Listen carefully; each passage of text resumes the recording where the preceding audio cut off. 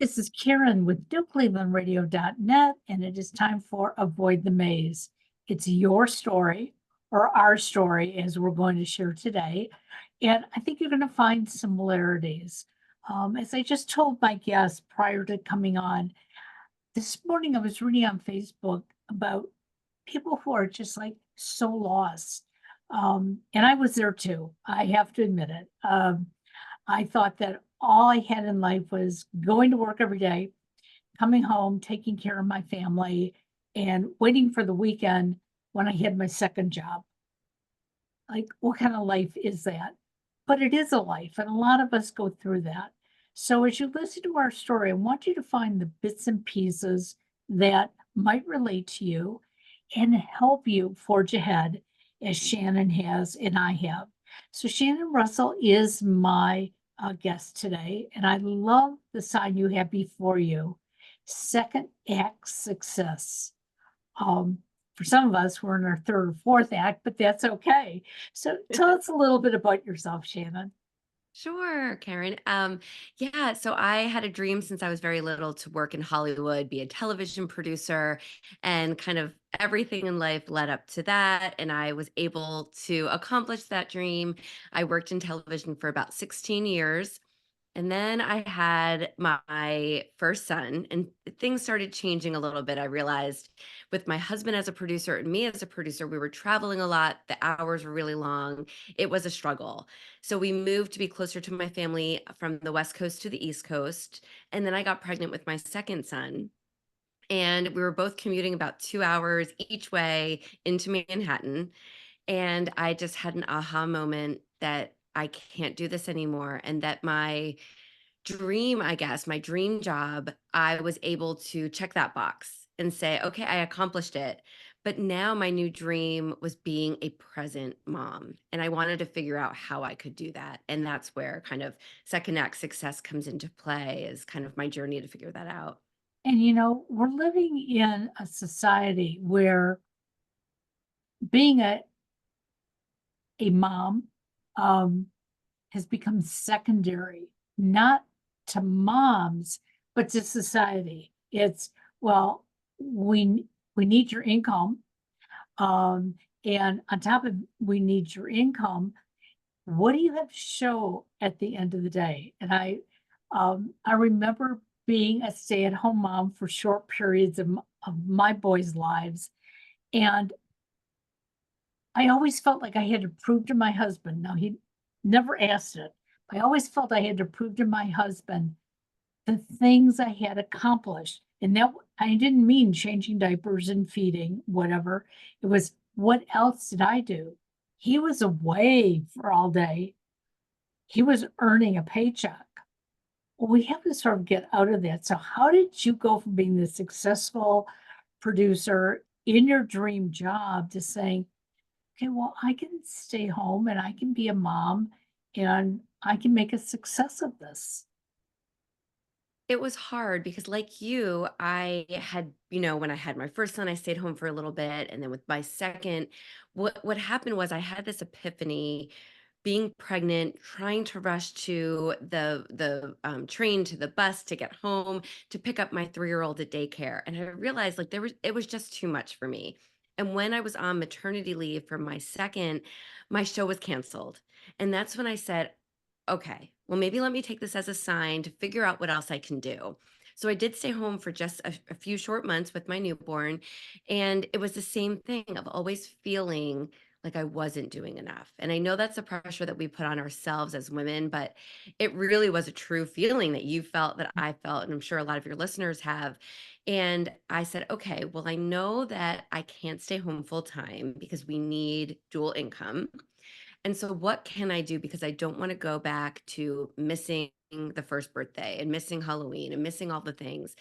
And I started doing things I thought I needed to do, and I did missteps. I joined a master's program and thought, well, I'll go and get a master's in education and be a teacher because that's reliable.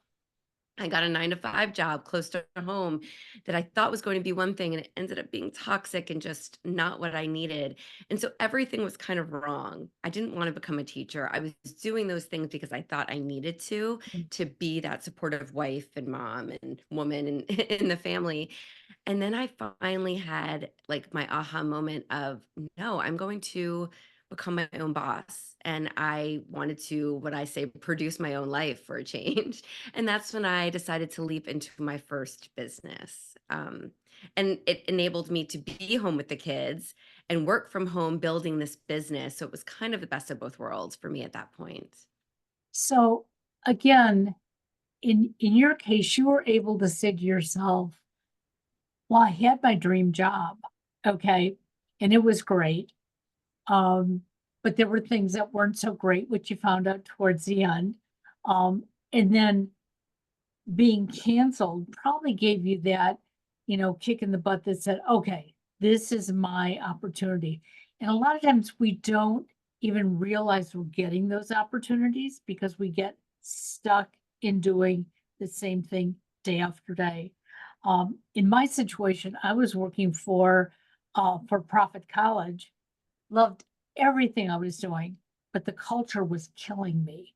And I didn't realize it so much until finally I went and talked to management and said, something just isn't clicking. Well, they took it wrong and they said, oh, yeah, you know, you're not as productive as you used to be, although I was more productive. And they sort of pushed me out the door because of age, and I knew what they were doing. Um, and I first felt like, oh my God, now what? If they kick me out for age, I don't have a chance anywhere else. But I took that kick in the butt to say, well, what is it I've always wanted to do? I needed my income, but at the same time, my husband said to me, I don't need you depressed anymore. And that's what he had seen and I hadn't. So when this all happened for you, how did your husband react? Because especially on the East Coast, two incomes are definitely needed. And my heart breaks for you feeling that you didn't realize how depressed that you were. And Absolutely. yeah, you just get so in the zone of doing it and the days pass by. For me, it was hard. My husband is a television producer as well. And so all of our friends are. And it was almost like an intervention where when I decided to leave, that they all said, why? You're never going to make this kind of money again. You have this job that people would kill for. Why? And I knew my why. I knew it. And so it was, and still, even to this day, to be honest, I think my husband still doesn't fully understand why I chose this. And sometimes he'll say, well, if you were still on TV, we wouldn't be struggling in this way, or there things would be different. And I'm like, but then I wouldn't have the relationship I do with my kids. I would have these other regrets of missing things. So it was hard to I guess I just have always been a self-aware person, and that has helped, and I try to help others be self-aware, learn about what you truly want, and for me, I said, I accomplished everything I wanted to accomplish. I can check that box and move on to the next. What is my next? And I allowed myself to figure it out. I was very alone in doing so, and, definitely did those missteps that I mentioned, but I picked myself up and I said, "Okay, I'm going to have to take a scary jump as an entrepreneur and see what I can do." And it was really looking into all of the experience that we've had in our past and our skills and all of that and saying, wow, I've done so much more than I'd ever give myself credit for on top of Exactly. being a mom and raising two humans. Like I can make this work. And so, yeah, I didn't have 1,000% support that I wanted, but I knew what I wanted. And I think that is by far the most important thing because you can make things happen when you're confident in yourself and your confidence will show to others so that they don't have to be worried about you. Did you find that? Yes, absolutely. And one of the things that I really hear you saying is that even though you didn't have your husband's 100% support, or at least understanding, and I think that's where it comes, it's like, well, didn't you love what you were doing? Look what I'm doing, I can sort of see that. My brother happens to be in the entertainment field, and when he moved from LA to upstate New York, my heart went out for him. It was like, but look at all the things you were doing. Look at all the people that you were connected to. Don't you miss that? And his comment to me was, I've just taken it a different direction. Mm. I don't need to be where I was before. And yes, that was exciting. He said, but there were times that it wasn't. Sometimes it was harder than it looked. And he made me start to understand that, sometimes you have to take that leap of faith. You have to be okay with you, Mm. not with what your husband, your parents, or somebody else wants for you. Because I mean, I heard it from my mother for quite a long time, was like, you know, go get another job. And it was like, I don't want just another job because I knew I would let that, whatever that culture was, kill me because that's not what I wanted. So you tried teaching, that didn't work. So how did you develop this next success for you? Well, really, my inspiration was my boys because at that time I was working that 9 to 5 job that wasn't that great. And I was home with my 3 year old and my newborn. And my 3 year old was building all the time with Legos. And I just saw that that was the only time he was truly focused and I could sneak away to wash the dishes or do something else. And it started me thinking about STEM education for kids. And I really dove into learning about that and researching. And I said, you know what? If I'm going to be a present mom, I want to go all in. I'm going to open a STEM business for kids and teach robotics and engineering and all of that. And in my research to plan this business, I found a franchise called Snapology. And I bought into the franchise instead because their values were aligned with mine. They were already set up, they had the curriculum. So, for me, as someone who was going to be a first time entrepreneur, I said, this is the best of both worlds. And it's been 8 years later, and I still own the business, and it's been fantastic. It really brought I was able to do what I wanted with my family and building a business and teaching other children and helping other families, and it was just the best way to go because a franchise, for your listeners who might not know, you're buying into someone else's business that's already a success.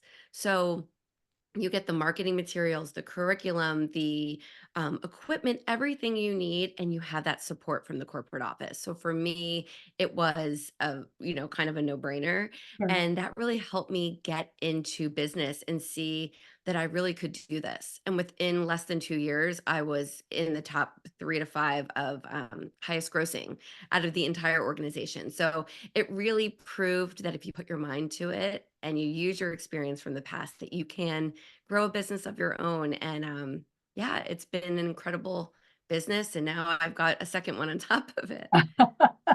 So I can see how this was the business for you because you had that educational background now. You already had a business background, so you understood the negotiations. And you also saw it as this is going to help me as a mom, and my children are going to be better educated than if I just said, okay, we're just going to follow everything routinely. Mhm. Um, and that is something that a lot of us probably wouldn't look at. We probably would say, well, I had this business experience, but it has nothing to do with education. And yes, I got my master's, but I really didn't like what I was doing. Okay. And we would Mhm. find fault in all those things that came from our past rather than looking at our past and saying, this is what I like. This is what I can do. This is what I can do better. Yes. Yes, and really examining what it is from your past that you don't like too. Because when you're switching to a second act, you can say that. You can be a little bit more choosy. Like you said, Karen, you didn't want to just get another job. You knew what it was you didn't like from the past. And so you're learning from that. And so you can really pull those things that you're good at, that you enjoy, and look for something to move forward to that has that. Absolutely. So how did you take now this new business that is thriving and say, okay, I'm going to add something else now into my life? Here you wanted to be this stay-at-home mom, and now you're adding more to your plate. You know what? It's so funny. It happened very organically. And at that point, my kids were in elementary school. They were a little bit older. And I started getting asked from very early on in the business from customers and, parents of the kids that I was teaching, oh, what grade did you teach? You must have been such an amazing teacher. And I would say, actually, I'm a television producer. And it would just spark this conversation. And a lot of the women, the moms that were my customers, would say, "Oh, you're not doing that commute into the city anymore. How did you figure out how you could get away from that? Because I don't want to do the commute anymore. How can you help me?" And it just started me as being a friendly people person, helping others figure out how they could change their careers and helping friends of mine. And then finally, I just started realizing that this was a really big trend and that women, especially, were finding themselves just stuck and feeling like, maybe I'll just wait till the kids are out of the house to get happy. Yeah, And I just had this idea. I was very big into podcasting, and listening to podcasts was my everything, walking the dog or hanging out with the kids. And I said, "Ooh, I think there's something to this." And I came up with the idea for Second Act Success, and I started a podcast, and I began coaching other women who were like me to figure out how they can leave their careers and maybe start a business too. And it's been extremely fulfilling now helping parents, whereas in my other business, I help the children. right. Absolutely. And you know what? They're all connected. Okay. Yeah. And the sad part is that, and I heard you say it, well, maybe I'll wait till my kids are out of the house. But the problem is that once those kids are out of the house, it's an empty feeling. Yeah. So, are you going to want to sit in that house and now start developing this new you? Because who are now you feel even less of a person. And I understand that feeling because my youngest did not move out until 2 years ago, and he will be 34 this year. And it wasn't that he didn't want to, but the jobs he was finding here just could not sustain him. And so, because he was working and he was working towards a goal in his life, his dad and I didn't say, hey, there's the door, you got to go move out. So for me, he was still my child until he moved out at the age of 31. And when he moved out, and he had teased me for many years, Mom, you're going to have empty nest syndrome. And I kept saying, no, I'm going to be so glad that you're out of the house. And the day he was packing up his car to move, I just felt totally drained. Mm. But I had to keep reminding myself, you've already created this life for yourself. Okay. You know what to do.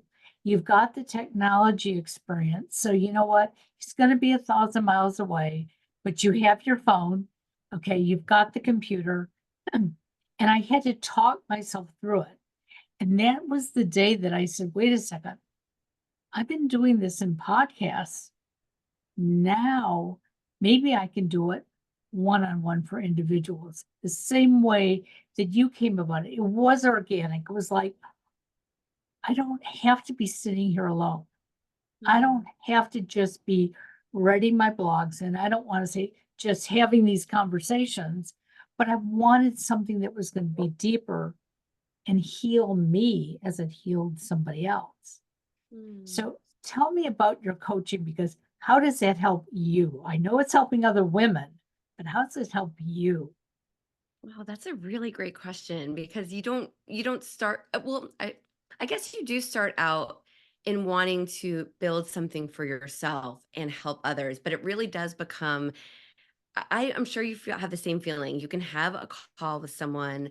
I just launched a membership a couple months ago, and that has been even more of um, something that's more fulfilling to me because we talk in a group and these women really open up to each other, and I get off every time and I'm like so exhilarated because I see that the wheels are turning and that these women who feel like they're stuck are starting to see the light at the end of the tunnel, that maybe they can start a side hustle, or they can open an online shop, or they can do something on the weekends, like they're seeing that little way that they can build something for themselves now rather than later. And it lights you up and you just say, "Oh my gosh, yes," because everything you said just made me just have all the feels, because I just think it's so true. We get one life that we know of that we live, and you don't want to wait and put things off till tomorrow because you don't know how you'll feel tomorrow. And so I think it's wonderful what you did and what you're doing with your coaching as well, because it's helping others and it's, filling you up.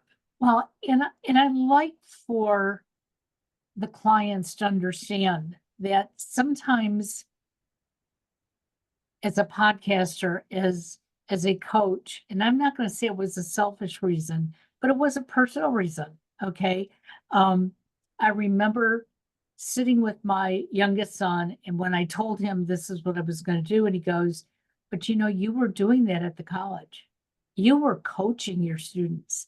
You never told your students what classes they should take, what their career should be, how many classes." He said, "You sat there and you listened and you helped them to develop what they wanted." He said, "That's why you were successful, but the college didn't like your success that way because they wanted you to tell your students, you have to take a full course and you have to do this and that." And, they weren't for making money. Right. And they looked at me as, "You're making people happy." Well, yeah, because I knew my happy students would bring other students in. And so when he talked to me, he said, "But you've been doing it and you do it with me all the time."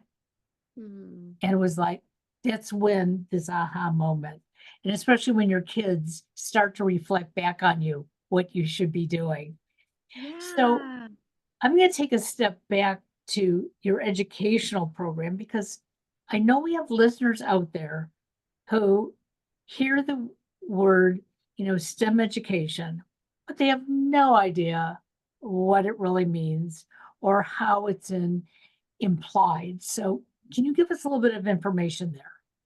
Oh, yeah, because I didn't understand too much either. I just saw my son building with Legos and building with really anything he found, and he was in the zone.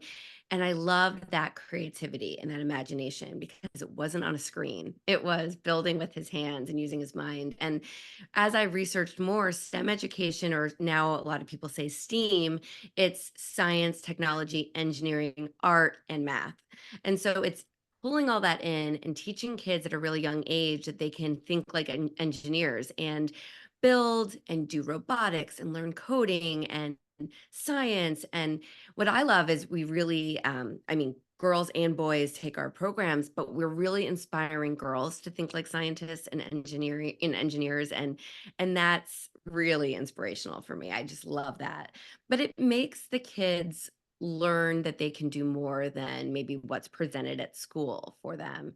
And yeah, it's just been a fantastic program. We work a lot with schools and libraries and recreation centers to bring our programs to families, and we work with nonprofits and big brothers, big Sure. sisters, so you just really get them working and collaborating in teams. And just on a side note, I'm also Lego Serious Play certified, which is interesting, but I go into corporations and I work with adults to build with Legos and have team building aha moments. And that is the coolest thing. But it's a That nice extension is of to be. that STEM education. It's interesting. I went back to college when my youngest son started college. Oh, I had had a 2-year degree. I had found jobs that were working for me. I was working at the college, but at the college, all of a sudden I realized when I was placing students for associate degrees, I felt very, very capable. when they wanted, their bachelor's degree, I would sit there and think to myself, I don't have mine. Um, and so when I went back to school, thinking I'm just not going to do well because I was not a great student growing up. Um, and I realized when I started back at school, why I needed to understand more. I needed to touch it. I needed to feel it. So I did online Mm. because I was responsible for myself. I had to learn it. I wasn't sitting in a classroom listening to this lecturer drone on about something that, I didn't know what they were talking about. And I found after my first semester, it was like, I'm doing very, very well. Like, what's wrong with me? Thinking maybe I'm cheating. And I remember having a conversation with one of my professors, and I said, I feel like I'm an imposter. And he goes, well, you're a very good imposter if you are. And he said, a lot of people get through life as imposters. I said, but no, I don't want to be. And I said, how am I getting your comments that are so good on what I'm writing or on the tests that I'm taking? And he goes, because you're getting it. He said, Mm. because you are looking for it. You're not sitting back waiting for it. And that's what I understand is happening in STEM education is that Mm-hmm. you see two little Legos and you decide how they're going to go together.